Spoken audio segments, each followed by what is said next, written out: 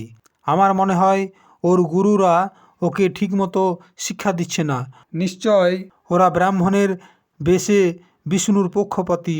এই ছেলেদের ঠিকমতো দেখাশোনার প্রয়োজন রয়েছে, তাছাড়া এদের বুদ্ধি নষ্ট হয়ে যাবে।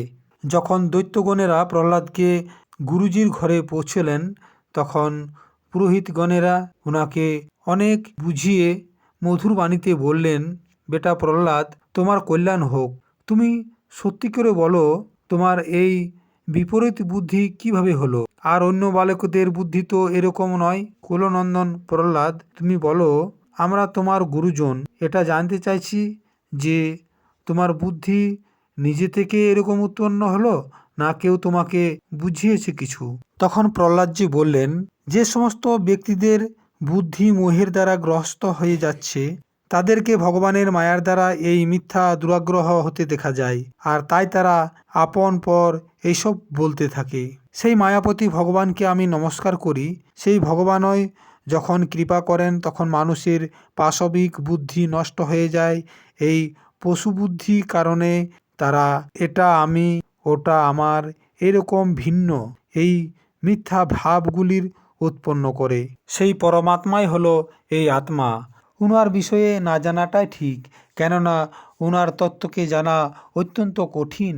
ব্রহ্ম আদি বড় বড় বেদজ্ঞরাও উনার বিষয়ে মোহিত হয়ে যান। সেই পরমাত্মা আপনাদের শব্দের মধ্যে আমার বুদ্ধিকে নষ্ট করছে। যেমন চৌম্বকের কাছে লোহা স্বয়ং চলে আসে, সেরকম চক্রপাণি ভগবানের স্বচ্ছন্দ ইচ্ছাশক্তির দ্বারা আমার চিত্ত সংসার থেকে আলাদা হয়ে ওনার কাছেই চলে যাচ্ছে। দেবর্ষি নারদজি বললেন, পরম জ্ঞানী প্রহ্লাদ নিজের গুরুজিকে এরকম বলে চুপ করে গেলেন।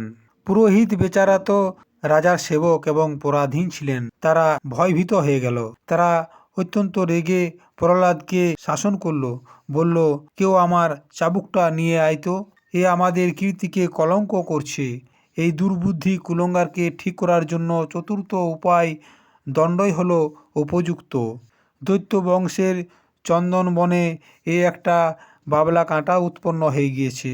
যে বিষ্ণু এই বনের জড় কাটার জন্য কুলারের কাজ করছে, এই নাদান বালক তারই সহায়তা করছে। এইভাবে গুরুজি প্রহ্লাদকে বিভিন্ন ধরনের শাসনের মাধ্যমে শাসন করলো, ধমকালো এবং ধর্ম, অর্থ ও কাম সম্বন্ধী শিক্ষা প্রদান করলো।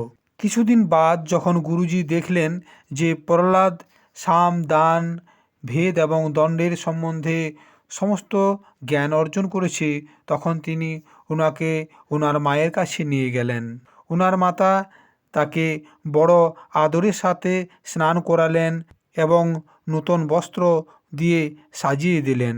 এরপর তিনি ওনাকে হিরণ্যকশিপুর কাছে নিয়ে গেলেন। প্রহ্লাদ নিজের পিতার চরণে প্রণাম করলেন। হিরণ্যকশিপু ওনাকে আশীর্বাদ দিলেন এবং দু হাতে উঠিয়ে অনেকক্ষণ পর্যন্ত গলায় লাগিয়ে রাখলেন। আর সেই সময় দৈত্যরাজ হিরণ্যকশিপুর হৃদয় আনন্দে ভরে গিয়েছিল। শ্রী নারদজি বললেন, হিরণ্যকশিপু প্রসন্ন মুখ প্রহ্লাদকে নিজের কোলে বসিয়ে ওনার মাথা শুঙলেন।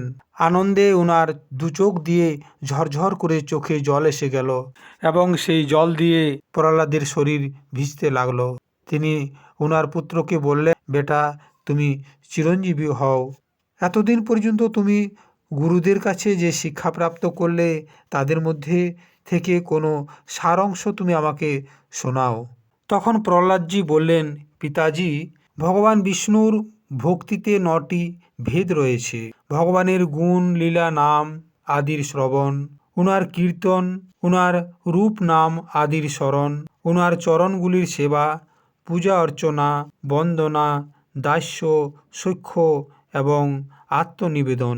যদি ভগবানের প্রতি নিজেকে সমর্পিত করার পর এই 9 প্রকারের ভক্তি করা যায়, তাহলে আমি সেটাকেই সবথেকে উত্তম অধ্যয়ন মনে করি।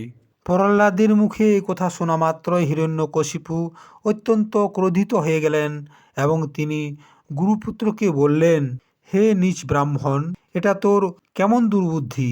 তুই আমাকে এতটুকু ভয় না করে আমার বাচ্চাটাকে কীরকম নিঃসার শিক্ষা দিয়ে দিলি? অবশ্যই তুই আমার শত্রুদের আশ্রিত। সংসারে এরকম দুষ্টদের অভাব নাই যারা বন্ধু সেজে শত্রুর কাজ করে। তখন গুরুপুত্র বললেন, আপনার পুত্র যা কিছু করছে সেটি আমার অথবা কারো কথা মতো করছে না। হে রাজন, এটা তার জন্মজাত স্বাভাবিক বুদ্ধি। আপনি নিজের ক্রোধকে শান্ত করুন। ব্যর্থই আপনি আমার প্রতি রাগ করছেন। দেবর্ষি নারদজি রাজা যুধিষ্ঠিরকে বললেন, যখন গুরুজি এরকম উত্তর দিলেন তখন হিরণ্যকশিপু পুনরায় প্রহ্লাদকে জিজ্ঞাসা করলেন, কেন রে, যদি তুই এই সমস্ত অহিতকারী মন্দবুদ্ধি কথাগুলি গুরুদের কাছে না শিখেছিস তাহলে কোথায় শিখলি? তখন প্রহ্লাদজি বললেন, পিতাজি, সংসারের লোক তো পিসাই করা বস্তুগুলিকেই পিষছে আর চিবানো জিনিসগুলিকেই চিবাচ্ছে।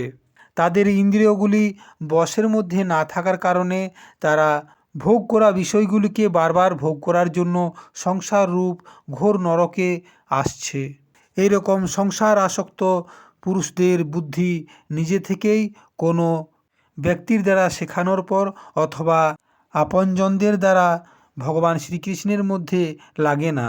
ইন্দ্রিয়গুলির দ্বারা যে সমস্ত বাইরের বিষয়গুলি দেখা যায় সেইগুলিকে যাহারা পরম ইষ্ট ভাবে আর সেই ভেবে মূর্খতাবশত অন্ধদের পেছনে অন্ধদের মতো গর্তের মধ্যে পড়ে যাওয়ার জন্য চলে যাচ্ছে এবং বেদবাণীরূপ রশির কাম্যকর্মের দীর্ঘ বন্ধনের মধ্যে বাঁধা রয়েছে, তাহারা এই কথাটি জানে না যে আমাদের স্বার্থ এবং পরমার্থ হল ভগবান বিষ্ণুই। উনাকে প্রাপ্তি করলেই সব কিছুই প্রাপ্তি হয়ে যায়। যাহার বুদ্ধি ভগবানের চরণ কমলগুলিকে স্পর্শ করে তাহার জন্ম মৃত্যুরূপ অনর্থ চিরকালের জন্য নাশ হয়ে যায়। কিন্তু যাহারা অকিঞ্চন ভগবৎপ্রেমী মহাত্মাগণের চরণগুলির ধুলাতে স্নান করে না, তাদের বুদ্ধি কাম্যকর্মর পূর্ণ সেবন করার পরেও ভগবৎ চরণের স্পর্শ করতে পারে না। এই বলে প্রহ্লাদজি চুপ করে গেলেন। তখন হিরণ্যকশিপু অত্যন্ত ক্রোধের জন্য অন্ধ হয়ে একেবারে তাকে কোল থেকে উঠিয়ে ভূমিতে ফেলে দিল। প্রহ্লাদের কথাগুলি সে সহ্য করতে পারল না, তাই রাগে তার চোখগুলি লাল হয়ে গেল। সে বলল, দৈত্যগণেরা, একে এখান থেকে বাইরে নিয়ে যাও আর এক্ষুনি একে মেরে ফেলো। এ মৃত্যুদণ্ডের যোগ্য। দেখো তো, যে এর কাকাকে মেরেছে এ সেই সুহৃদ সজ্জনকে ছেড়ে নীচ দাসের মতো বিষ্ণুর চরণের পূজা করছে। আমার মনে হয় এ সেই বিষ্ণুই আমার বাড়িতে এসে গিয়েছে। একে আমি বিশ্বাস করতে পারছি না। মাত্র 5 বছর বয়সেই এ পিতামাতার বিরুদ্ধ আচরণ করছে। যদি কেউ পিতামাতার অনুকূল আচরণ করে তাহলে সে আদর্শ পুত্র, আর যদি এর বিপরীত করে তাহলে সে শত্রু। শরীরের কোনো অঙ্গের দ্বারা যদি শরীরের কোনো অঙ্গের ক্ষতি হয় তাহলে সেই অঙ্গটিকে কেটে ফেলা উচিত, কেননা তাকে কেটে ফেললে শরীরের অন্য অংশগুলি শান্তিতে থাকবে। এ তো আমার স্বজনের রূপে কোনো শত্রু এসে গেছে। যেমন ভোগের যোগলোলুপ ইন্দ্রগুলি তাহার অনিষ্ট করে, সেরকমই এ আমার অহিতকারী। সেজন্য খাওয়া, শোয়া, বসা আদির সময় কোনো প্রকারের উপায়ে একে মেরে ফেলো। যখন হিরণ্যকশিপু দৈত্যদেরকে এরকম আদেশ দিলেন তখন বিকরাল রূপ, লাল লাল দাড়ি, মোচ এবং চুলযুক্ত দৈত্যরা হাতে ত্রিশূল নিয়ে তাকে মারো কাটো করে চিৎকার করতে লাগলো। প্রহ্লাদজি চুপচাপ বসেছিলেন আর দৈত্যগণেরা তার সর্ব মর্মস্থানে শূলের দ্বারা আঘাত করছিল। সেই সময় প্রহ্লাদজির চিত্ত সেই পরমাত্মার মধ্যে লেগেছিল, যাহা মন বাণীর অগোচর, সর্বাত্মা, সমস্ত শক্তিগুলির আধার এবং পরব্রহ্ম। সেই জন্য তাহার সমস্ত প্রহার ঠিক সেই রকম নিষ্ফল হয়ে গেল, যেমন ভাগ্যহীনের বড় বড় উদ্যোগ ব্যবসা ব্যর্থ হয়ে যায়। যখন সেই শূলগুলির মারের প্রভাবে প্রহ্লাদের শরীরের উপরে কোনো প্রভাব পড়ল না, তখন হিরণ্যকশিপুর বড় শঙ্কা হলো। সে অত্যন্ত ক্রোধের বশে বিভিন্ন ধরনের উপায় ভাবতে লাগলো তাকে কিভাবে হত্যা করা যায়। প্রথমে সে বড় বড় হাতির দ্বারা পদপৃষ্ঠ করালো, তারপর বিষধর সাপের দ্বারা দংশন করালো, পুরোহিতদের দ্বারা কৃত্যা রাক্ষসী উৎপন্ন করলো, পাহাড়ের উঁচু থেকে নিচে ফেলে দিল, সম্বরাসুরের দ্বারা অনেক প্রকারের মায়ার প্রয়োগ করালো, অন্ধকারের কুঠিরের মধ্যে বন্ধ করে দিল, বিষ পান করালো এবং খাওয়া দাওয়া বন্ধ করে দিল। এরপর বরফের মধ্যে রাখলো, তারপর জ্বলন্ত আগুনের মধ্যে রাখলো, তাও যখন মারা গেল না, তখন সমুদ্রের জলে ডুবিয়ে দিল, তাও যখন মারা গেল না, তখন তুফানের মধ্যে ছেড়ে দিল তথা পর্বতের নিচে দাবিয়ে দিল। কিন্তু এতেও যখন কোনো প্রভাব পড়ল না, তখন হিরণ্যকশিপুর বড় চিন্তা হলো। তখন প্রহ্লাদকে মারার জন্য সে অন্য উপায় খুঁজতে লাগলো। এইভাবে চিন্তা করতে করতে সে যখন বসেছিল, ঠিক সেই সময় শুক্রাচার্যের পুত্র ষণ্ড এবং অমর্ক সেখানে এসে দেখলেন যে রাজা হিরণ্যকশিপু মাথা নিচু করে মনের দুঃখে বসে আছে। তখন ওনারা একান্তে গিয়ে ওনাকে বললেন, প্রভু, আপনি একাই ত্রিলোক বিজয় প্রাপ্ত করেছেন, আপনাকে দেখা মাত্রই সমস্ত লোকপাল কেঁপে উঠে। তবুও যখন আপনি এর কোনো কিছু করতে পারলেন না, তাহলে যতক্ষণ পর্যন্ত না আমাদের পিতা শুক্রাচার্য এখানে আসে, ততক্ষণ পর্যন্ত আপনি একে বরুণের পাশার দ্বারা বেঁধে রাখুন। প্রায়ই দেখা যায় যে অবস্থার বৃদ্ধির সাথে সাথে এবং গুরুজনদের সেবার দ্বারা বুদ্ধি ঠিক হয়ে যায়। তখন হিরণ্যকশিপু বললেন, আচ্ছা ঠিক আছে, এই বলে গুরুপুত্রদের আদেশ মেনে নিলেন এবং বললেন একে সেই ধর্মের উপদেশ করাই উচিত, যাহার পালন গৃহস্থ নরপতিরা করে আসছে। শ্রী নারদজি বললেন, এরপর পুরোহিত সেই প্রহ্লাদকে নিয়ে পাঠশালার মধ্যে গেল।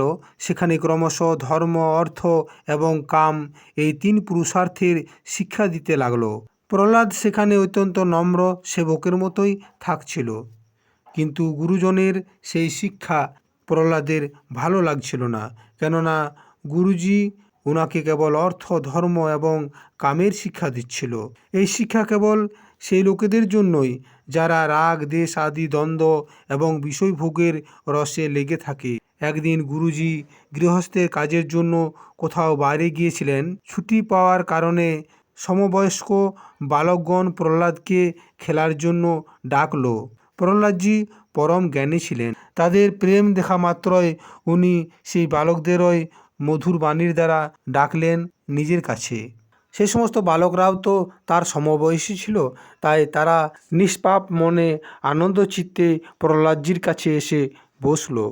তখন প্রহ্লাদজি সেই সমস্ত বালকদেরকে বিভিন্ন উপদেশের কথা বলতে লাগলো এবং বালকরা অত্যন্ত প্রেমের সাথে সেই প্রহ্লাদের মধুর বাণীগুলি শুনতে লাগলো। প্রহ্লাদজি বললেন, এই সংসারে মনুষ্য জন্ম বড়ই দুর্লভ। এই মনুষ্য জন্মের দ্বারা অবিনাশী পরমাত্মার প্রাপ্তি হতে পারে, কিন্তু জানি না কখন এর শেষ হয়ে যায়। সেই জন্য বুদ্ধিমান পুরুষের বৃদ্ধ অবস্থা বা যুবক অবস্থার ভরসায় না থেকে শিশু থেকেই ভগবান প্রাপ্তিকারী সাধনগুলির অনুষ্ঠান করা উচিত। এই মনুষ্য জন্মে ভগবানের চরণগুলির শরণ নেওয়াই জীবনের একমাত্র সফলতা, কেননা ভগবান সমস্ত প্রাণীদের স্বামী, সুহৃদ, প্রিয়তম এবং আত্মা। প্রিয় দর্শক, কথার পরবর্তী অংশ পরের অধ্যায় পরের ভিডিওতে দেখার জন্য অনুরোধ রইল।